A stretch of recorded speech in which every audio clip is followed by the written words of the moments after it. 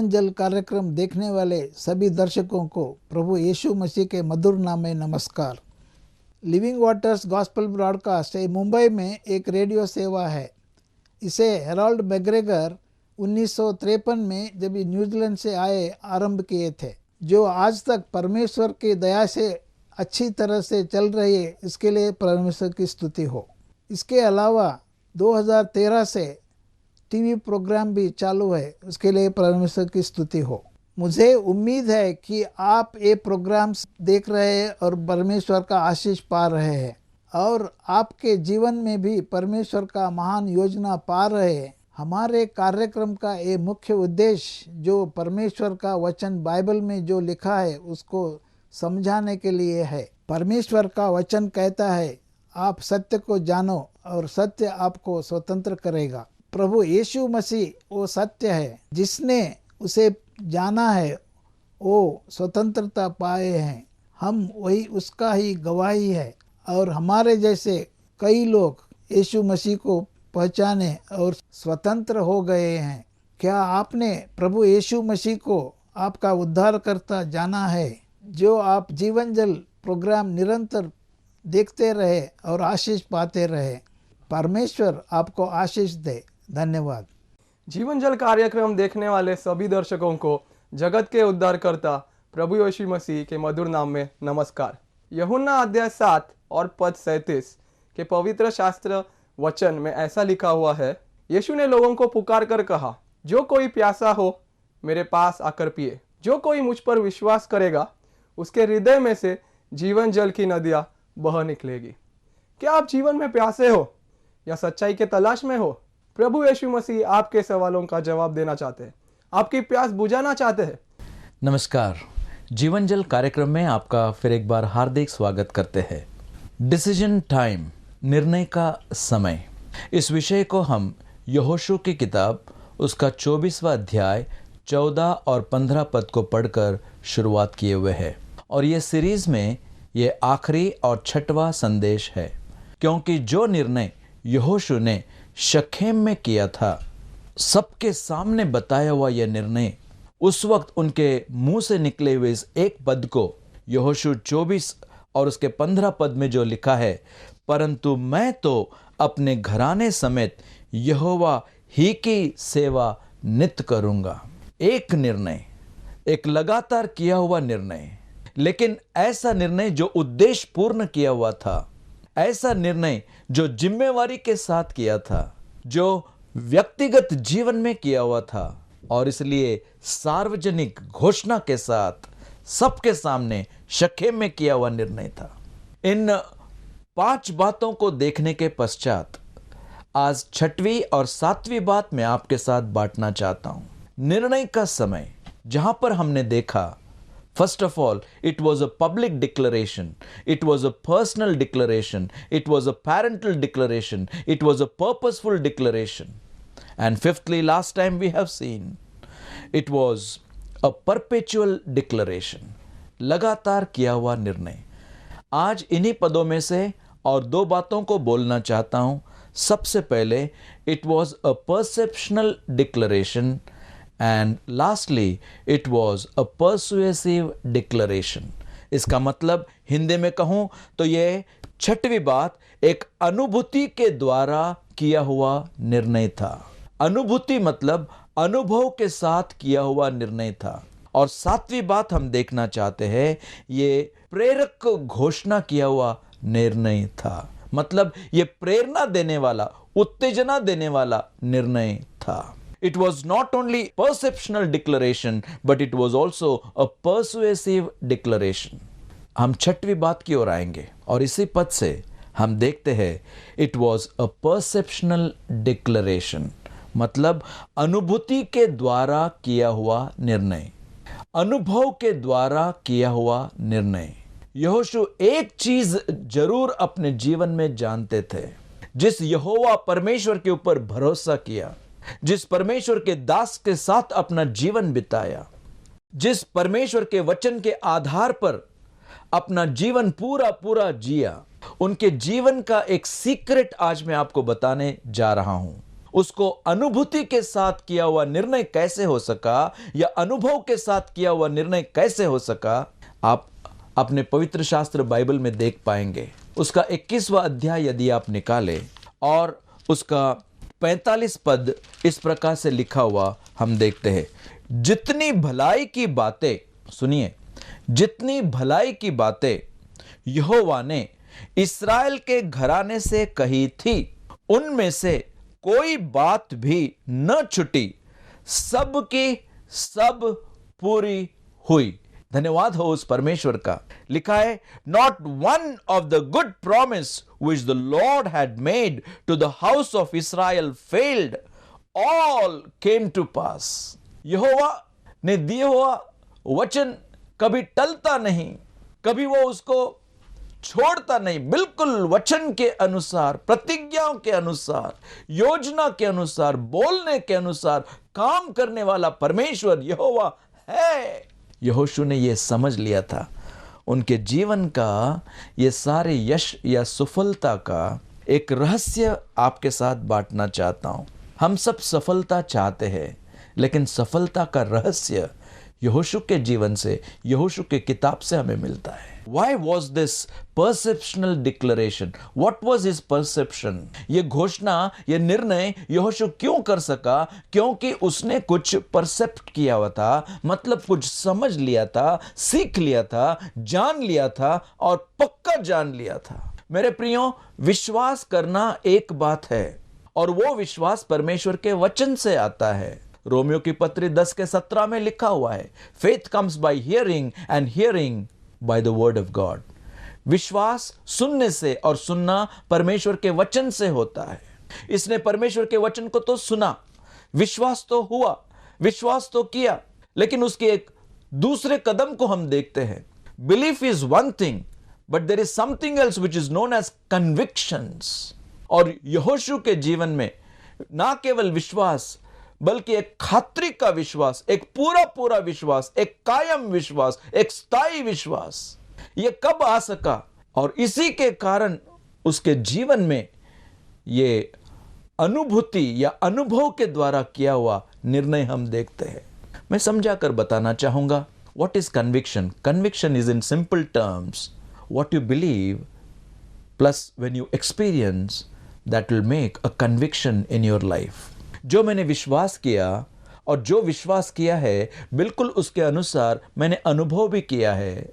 विश्वास अधिक अनुभव हमारे जीवन में एक खात्री का या पक्का विश्वास, मजबूत विश्वास, एक परसेप्शनल अनुभव का, अनुभूति का विश्वास जीवन में डालता है। यहोशू के जीवन का यह रहस्य है। मेरे प्रियो, वचन तो है, वचन तो पढ़ रहे, वचन तो सुन रहे, लेकिन क्या यह वचन के द्वारा विश्वास हो रहा है? विश्वास निर्माण हो रहा है? विश्वास पैदा हो रहा है? विश्वास बढ़ रहा है? विश्वास में उन्नति हो रही है? अगर वो हो रहा है तो क्या विश्वास के अनुसार मैं प्रभु के लिए जीवन बिताने में आगे जब बढ़ता हूँ, उसके अनुसार चलता हूँ, करता हूँ, जीता हूँ, जाता हूँ, जो कुछ मैं करता हूँ वचन के अनुसार मैं करता हूँ, और वो करने के कारण जो मैंने विश्वास किया वचन के अनुसार जीने के कारण क्या मैं उसका अनुभव करता हूं, और ऐसा अनुभव जिसके द्वारा मेरा विश्वास एक पक्का विश्वास बन जाए। यही बात यहोशू के जीवन का रहस्य था। आप देखिएगा, जब मूसा, जिनके साथ अपना जीवन यहोशू ने बिताया, जब वो गुजर गए, मूसा का अंत होने से थोड़े पहले क्या हुआ था, ये हम यहोशू की किताब में ही उसके पहले अध्याय में हम पढ़ते हैं। परमेश्वर ने यहोशू को चुन लिया और यहोशू को बुलाया और यहोशू को यह सेवा सौंपी दी। जानते हैं, पहले पद में लिखा है, यहोवा के दास मूसा की मृत्यु के बाद यहोवा ने उसके सेवक यहोशू से, जो नून का पुत्र था, कहा। और क्या कहा ये आप पढ़ते आगे जाइएगा। मैं केवल 7, 8 और 9 पद को पढ़ना चाहता हूं। यहोवा यहोशू से कह रहे, मूसा के मृत्यु के पश्चात क्या दिखना, 7वां पद, इतना हो कि तू हियाव बांध कर, यहोशू हियाव बांध कर और बहुत दृढ़ होकर जो व्यवस्था मेरे दास मूसा ने तुझे दी है उन सब के अनुसार करने में चौकसी करना। परमेश्वर कहता है, इस व्यवस्था, इस वचन जो मूसा मेरे दास ने सौंप दी है, उसको चौकसी करना, उसकी ओर ध्यान देना। और लिखा है, और उसके न तो दाहिने मुड़ना और न बाएं मुड़ना, तब जहां जहां तू जाएगा वहां वहां तेरा काम सफल होगा। परमेश्वर ने अपने वचन को यहोशू के हाथ में सौंप दिया था। यदि आप आगे पढ़ेंगे तो लिखा हुआ है 9वें पद में, ना केवल वचन को दिया था बल्कि ऐसा वचन या प्रतिज्ञा की थी कि जहां जहां तू जाएगा तेरा परमेश्वर यहोवा तेरे संग रहेगा। इसलिए हियाव बांध, भय न खा, मन कच्चा ना कर। क्यों? क्योंकि जहां जहां तू जाएगा वहां वहां तेरा परमेश्वर यहोवा तेरे संग रहेगा। मेरे प्रियो, 8वें पद में भी लिखा हुआ है, व्यवस्था की यह पुस्तक तेरे चित्त से कभी ना उतरने पाए, इसी में दिन रात ध्यान दिए रहना, इसीलिए कि जो कुछ उसमें लिखा है उसके अनुसार करने की तू चौकसी करे, क्योंकि ऐसा करने से तेरे सब काम सफल होंगे और तू प्रभावशाली होगा। सफलता का रहस्य, प्रभावशाली होने का रहस्य, परमेश्वर की इस उपस्थिति समक्षता का संग संग रहने का रहस्य यहोशू ने जान लिया था, क्योंकि यहोवा ने यहोशू को सौंप दिया था। और वहां पर 21 अध्याय के 45 पद में वो स्वयं बताते हैं, जितनी भलाई की बातें यहोवा ने इस्राएल के घराने से कही थी उनमें से कोई बात भी न छूटी, सब की सब पूरी हुई। ये जो बाइबल हमारे हाथ में है, इसका पहले पद से लेकर आखिरी पद तक 66 किताब, 31,175 वचन, 1189 चैप्टर्स, ये सारे वचन ईश्वर प्रेरित है और ये वचन कभी खाली नहीं जाएंगे। परमेश्वर ने कहा, प्रभु यीशु मसीह के मुंह से उन शब्दों को हम सुनते हैं, आकाश और पृथ्वी टल जाएगी लेकिन मेरा वचन कभी खाली नहीं जाएगा। एक गांव में, बहुत ही आदिवासी गांव में गया था, वहां पर इस गाने को सुना, आकाश हिली तो हिली, पहाड़ टली तो टली, आकाश हिली तो हिली, पहाड़ टली तो टली, ईश्वर के कहल वचन बाइबल में लिखल वचन कभी ना टली, आकाश हिली तो हिली, पहाड़ टली तो टली। क्या परमेश्वर का वचन है। गांव गांव में मेरे प्रियो, आदिवासी लोगों के बीच में भी जब इन बातों को मैं सुनता हूं, देखता हूं, कितना आनंद प्रभु देता है। इसलिए आप पढ़ सकते हैं यशायाह की भविष्यवाणी, उसका 54 अध्याय और उसके 10वें पद में भी इस प्रकार से लिखा हुआ है, चाहे पहाड़ हट जाए और पहाड़ियां टल जाए तो भी मेरी करुणा तुझ पर से कभी न हटेगी और मेरी शांतिदायक वाचा न टलेगी। यहोवा जो तुझ पर दया करता है उसका यही वचन है। प्रभु इस वचन के ऊपर कायम रहने के लिए, मजबूत रहने के लिए सच में यहोशू के नाई आपके और मेरी भी सहायता करे। मेरे प्रियो, हम सफलता या प्रभावशाली होना सब तो चाहते, इसका रहस्य है परमेश्वर का वचन। क्या आपने ध्यान से सुना? इसके ऊपर तू रात दिन मनन कर, इसकी चौकसी कर, इसके अनुसार तू अपना जीवन बिता। क्या आज आपका जीवन इस परमेश्वर के वचन के अनुसार है? क्या आप रात दिन इसको पढ़ते, मनन करते, अध्ययन करते? जब आप इसको सुनते, क्या इसके अनुसार अपना जीवन जीने के लिए चौकसी करके प्रभु में अपना जीवन आगे बढ़ा रहे? मेरे प्रियो, सफलता निश्चित है, प्रभावशाली परमेश्वर निश्चित करता है, उसकी समक्षता हमारे साथ रहती है। ये यहोशू के 24 अध्याय है। ये 24 अध्याय में यहोशू को हम हमेशा सफलता की ओर जाते हुए देखते हैं, सिवाय एक अध्याय जो बीच में हम पाप के कारण, आखान नाम के व्यक्ति के कारण आए हुए, उस पाप के कारण, परमेश्वर से चौकसी ना करने के कारण रुकावट आई हुई हम पढ़ते हैं। लेकिन माफी मांगने के पश्चात, पाप को जीवन से निकालने के पश्चात फिर सफलता। ये पूरा अध्याय सफलता का अध्याय, सध्यायों से भरा हुआ यह एक किताब हमारे हाथों में परमेश्वर ने दिया है। मैं क्या कहना चाहता हूं, इसके दाहिने और इसके बाईं ओर तो कभी ना मुड़ना। जानते हैं इसका मतलब क्या? दाहिने ओर मुड़ने वाले कितने हैं? परमेश्वर के वचन में सीधा चलने के अलावा दाहिने ओर मुड़ने वाले ये फरीसियों के समान हैं, और जो बाईं ओर मोड़ते हैं वो सदुकियों के समान है। ये जो दाहिने ओर मोड़ने वाले फरीसियों के समान इसलिए कहा क्योंकि वे परमेश्वर के वचन को तो जानते थे, मानते थे, लेकिन परमेश्वर के वचन को वो जोड़ते थे। और इनको सदुकियों को बाएं ओर के लोग इसलिए कहा क्योंकि वचन तो जानते थे, लेकिन वचन में से ऐसे कुछ चीजों को वो विश्वास नहीं करते थे, उनको वो निकाल देते थे। पुनरुत्थान नहीं है करके वो कहते थे, स्वर्गदूत नहीं है करके कहते थे। एक गठ है वचन को जोड़ने वाला, दाहिने ओर जाने के बारे में, फरीसियों के समान जीने के बारे में हमें कहता है। Turning to the right is like the Pharisees, adding to the scriptures. Turning to the left is like the Sadducees, denying or deleting the scriptures. इसलिए यहोशू से कहा गया, तो इसके दाहिनी ओर नहीं जाना, ना इसको जोड़ना, तो इसकी बाईं ओर नहीं जाना, ना इसमें से कुछ खोड़ना या इसमें से कुछ निकालना। पवित्र शास्त्र बाइबल के अनुसार जिसका वचन, जिसका जीवन चलता है, मेरे प्रियो, सफलता उसके लिए है। आज कितने सारी बातें इस शैतान ने विश्वासियों के मन में, कलीसिया में, परिवार में डाल दिए हैं। वचन से तितर बितर कर दिया। कुछ लोग दाहिनी ओर जोड़ने में लगे हैं, कुछ लोग बाईं ओर खोड़ने में या निकालने में लगे हुए हैं। दुख की बात है, ऐसे जमाने में जब आप और मैं रहते, प्रेरितों का काम 17 अध्याय और 11 वचन के अनुसार आपका मेरा जीवन होना जरूरी है। जहां पर बिरिया नाम की जगह पर पौलुस और सिलास वहां पर जाने के पश्चात देखा कि थिस्सलुनीका के विश्वासियों से भी ये इनका मन बहुत बड़ा है, इन्होंने वचन को स्वीकार किया। और लिखा है acts of the apostle 17:11, they went into their house and they searched the scriptures daily. पौलुस से वचन सुना, लेकिन घर जाने के बाद वचन खोलकर जैसे कहा वैसे लिखा हुआ है या नहीं, ये वचन में वो खोजते रहे। They searched the scriptures. और इसलिए बिरिया के नाम कोई पत्र लिखी नहीं है, बिरिया को कोई विश्वासियों को खत लिखने की कोई जरूरत नहीं पड़ी। मेरे प्रियो, आज जिस जमाने में आप और मैं जी रहे, इतना गलत शिक्षण, इतनी गलत फहमी, इतने गलत सोच विचार, इतने गलत प्रभु के नाम में सेवा में निकले हुए लोग, मेरे प्रियो, बहुत सावधान रहे, चौकस रहे।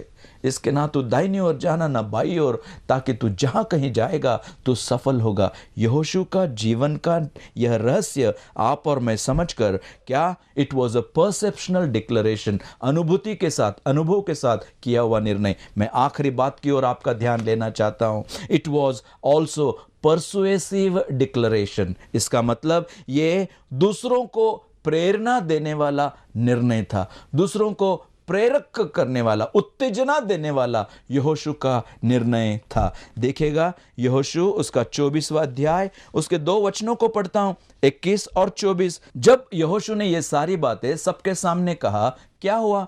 21वां पद, लोगों ने यहोशू से कहा, नहीं, हम यहोवा ही की सेवा करेंगे। अब 24वां पद देखिएगा, लोगों ने यहोशू से कहा, हम तो अपने परमेश्वर यहोवा ही की सेवा करेंगे। लेकिन ये 2 पद 21 और 24 की तुलना 18 पद के साथ करना, क्योंकि वहां पर यही बात कही है, लेकिन एक शब्द का प्रयोग किया हुआ है। कौन सा? सुनिएगा, और हमारे सामने से इस देश में रहने वाली अमोरी आदि सब जातियों को निकाल दिया है, इसलिए अब लोग कह रहे, इसलिए हम भी यहोवा की सेवा करेंगे, क्योंकि हमारा परमेश्वर वही है। वो शब्द आपने सुना, हम यहोवा की सेवा करेंगे, 2 बार कहा, लेकिन एक बार बीच में यह कहते वक्त उन्होंने क्या कहा? हम भी, वी ऑल्सो। ये ऑल्सो या भी शब्द क्या दर्शाता है? हे यहोशू, तू जैसे कहता है, परंतु मैं तो अपने घराने समेत यहोवा ही की सेवा नित करूंगा। तो उन्होंने कहा हम भी। मतलब यहोशू के जीवन से, परिवार के जीवन से, निर्णय के कारण प्रेरणा किसको मिली, उत्तेजना किसको मिली? इन सारे इस्राएल के लोगों को मिली। It was a persuasive declaration, दूसरों को प्रेरक करने वाला, प्रेरणा देने वाला, जिसका परिणाम दूसरों के जीवन में होने वाला। क्या आपका निर्णय दूसरों के जीवन में आज प्रभाव कर रहा है? क्या आपके कारण कोई प्रभु के नाम जप रहा है, प्रभु के पीछे आ रहा है, प्रभु के लिए अपना जीवन जी रहा है? ऐसा जीवन कितना भावता जीवन प्रभु चाहता है। मेरे प्रियो, चंद दिनों का जीवन है। प्रभु के लिए आपके मेरे जीवन से किसी को प्रेरणा मिले, उत्तेजना मिले, इससे बड़ा आशीष कोई नहीं है। क्योंकि जब हम प्रभु के पास जाएंगे, मानो ये तारों के समान चमकते हुए आपके मेरे नाम के लिए, आपके मेरे काम के कारण हमारे लिए दिया हुआ एक बड़ा प्रतिफल रहेगा। हमारे सिर पर जो मुकुट प्रभु देगा, उसका ये आशीष वहां पर हम अनुभव करेंगे। यहोशू के बारे में कितना कहूं, एक प्रभाव करने वाला जीवन था, दूसरों के ऊपर प्रभावित करने वाला। दो बातें बोलकर मैं आज बंद करूंगा। लिखा हुआ है his removal and his remembrance. His removal means chapter 24 and verse 29 हम देखते हैं, नून का पुत्र यहोशू 110 वर्ष का होकर मर गया। जाना तो है आपको भी मुझको भी, एक दिन निश्चित, कब मालूम नहीं, लेकिन जाने के दिन तक ना केवल जाने के लिए होना, लेकिन जाने के पश्चात एक यादगारी होना। क्या यादगारी? एक शब्द लिखा है 29वां पद, इन बातों के बाद यहोवा का दास। यहोवा का दास, हाँ, मर तो गया, प्रभु के पास तो चला गया, लेकिन यहोवा का दास ये शीर्षक लेकर वो गया। ये शीर्षक इसलिए महत्व का है, बाइबल में केवल 10 बार ये लिखा हुआ है किसी के बारे में, यहोवा का दास, सर्वेंट ऑफ गॉड, केवल 10 बार। मेरे प्रियो, जब इन पदों को मैं आपके साथ बांटता हूं, मैं केवल आज इतना आपसे कहना चाहता हूं। 31वां पद में इस प्रकार से लिखा है 31वां पद, और यहोशू के जीवन भर, और जो वृद्ध लोग यहोशू के मरने के बाद जीवित रहे और जानते थे कि यहोवा ने इस्राएल के लिए कैसे कैसे काम किए थे, उनके भी जीवन भर इस्राएली यहोवा ही की सेवा करते रहे। क्या प्रभाव, क्या परिणाम! क्या आपके मेरे जीवन से ऐसा प्रभाव परिणाम हम छोड़कर जाएंगे? 7 बातों को हमने देखा। इन बातों के ऊपर गौर करने के लिए, मनन करने के लिए, अपना जीवन प्रभु को सौंपने के लिए प्रभु हम सबकी सहायता करे। एक हम प्रार्थना करें। पिता परमेश्वर, हमारे प्रिय दर्शकों के ऊपर अपनी बहुतायत की आशीष दे। जो 7 बातें यहोशू के जीवन से हमने सीखी है, उसके अनुसार जीने के लिए हम सबकी आप सहायता करें। आपके आशीष के हम आभारी हैं। प्रभु यीशु मसीह में हम मांगते हैं, सुन और कबूल कर पिता। आमीन, आमीन। प्रभु आप सबको आशीष दे। आमीन। अगर परमेश्वर ने इन वचनों के द्वारा आपसे बातें किया है, और अगर इस विषय पर आप अधिक जानकारी प्राप्त करना चाहते हैं या कोई प्रार्थना के विषय को बांटना चाहते हैं, तो निसंदेह हमसे संपर्क करें। हमारा पता living waters gospel broadcast, Nav Bhavna 422 SVS road, post box number 19161, Prabha Devi, Mumbai 400025। प्रार्थना एवं मुफ्त बाइबल करस्पॉन्डेंस कोर्स के लिए हमें संपर्क करें या अपना नाम और पता SMS कर सकते हैं। हमारा mobile number 098925807444। Email ID gospelbroadcast@yahoo.com। Web address www.lwgb.org। YouTube address Jeevanjal TV@youtube.com। Jeevan जल कार्यक्रम को हर सोमवार संध्या 6:30 बजे और हर शनिवार रात 9 बजे इसी चैनल पर देख सकते हैं। नमस्कार।